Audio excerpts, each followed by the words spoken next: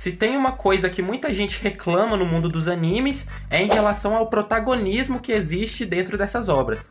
Que no caso o protagonismo é quando personagens conseguem ganhar de oponentes muito mais fortes que eles apenas por conta do roteiro. E bem, para começar eu quero dizer que toda obra, querendo ou não, vai ter um certo nível de protagonismo dentro dela, já que, a gente está falando do protagonista. Fala, não me diga! E por mais que a gente discuta sobre níveis de poder e outras coisas, no final quem decide a briga é sempre o roteiro. Assim como dizia Stan Lee, vence o personagem que o roteirista quiser. Mas apesar disso, é óbvio que cada obra precisa ter uma lógica interna dentro dela, senão fica tudo uma bagunça. Imagina o absurdo que seria, por exemplo, se o Gavião Arqueiro conseguisse derrotar o Hulk no soco. Sem nexo. E agora, falando de One Piece especificamente, um dos grandes problemas que eu acho que o mangá tem é o fato do Luffy ganhar várias de suas lutas com base em conveniências ou em poderes tirados do nada. E nesse vídeo eu quero mostrar e analisar com vocês vezes que o Luffy ganhou as suas lutas apenas com protagonismo. E para começar, o primeiro caso que eu acho que fica nítido isso é o confronto dele contra o Crocodile. Primeiro que ele teve mais de uma oportunidade para poder matar o Luffy e ele deixa ele vivo nessas duas vezes.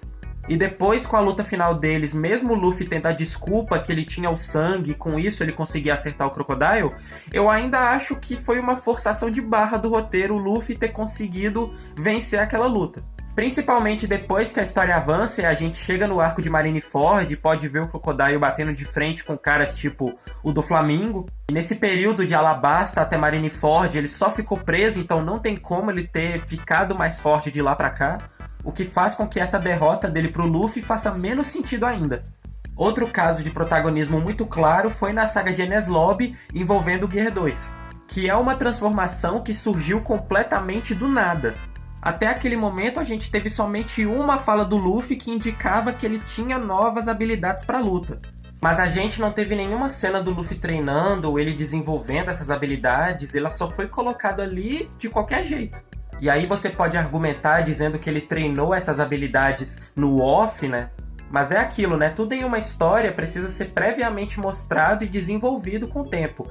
E o Gear 2 não teve nenhum tipo de preparação para que ele fosse apresentado naquele momento. Sem falar que na luta contra o Lute, o Luffy apanhou a maior parte da luta inteira. E aí no final ele consegue basicamente derrotar ele com o famoso poder da amizade.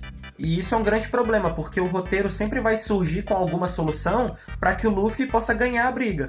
Em Thriller Bark acontece basicamente isso com o Luffy monstro. O Luffy não tinha meios para vencer a luta e aí o roteiro surge como alternativa com ele consumindo sombras e virando um monstro para que ele possa derrotar o gigante. Ou seja, ali foi basicamente uma conveniência ajudando o Luffy. E isso é algo que volta a aparecer nas seguintes transformações do Luffy. O Gear 4, embora você possa argumentar que ele aprendeu essa transformação nos seus 2 anos de treinamento no time skip, ainda assim é meio sem sentido ele não ter usado essa forma em Punk Hazard ou na Ilha dos Tritões, que era algo que ajudaria muito o Chapéu de Palha no conflito que eles estavam tendo nesses arcos. E o Snake Man é basicamente a mesma coisa.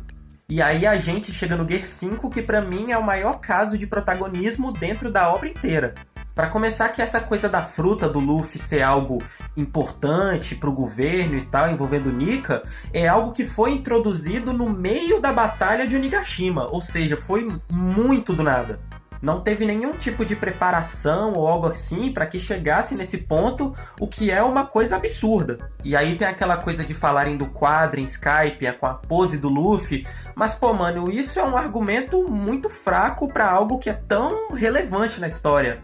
E embora tenha sim citações na história envolvendo destino e essas coisas, o Gear 5 surge de uma forma tão conveniente na história só pro Luffy derrotar o Kaido, que acaba sendo algo muito mal feito. E esse acabou sendo um dos motivos para que eu ache a saga de Wano uma saga que poderia ter sido muito melhor do que ela realmente foi. Só que bem, essa é apenas a minha visão sobre esse assunto. Se você discorda de mim, acha que eu tô falando alguma bobagem, deixa sua opinião nos comentários. Se você gostou do vídeo, deixa o like e se inscreve no canal para poder ver mais opiniões minhas sobre o One Piece.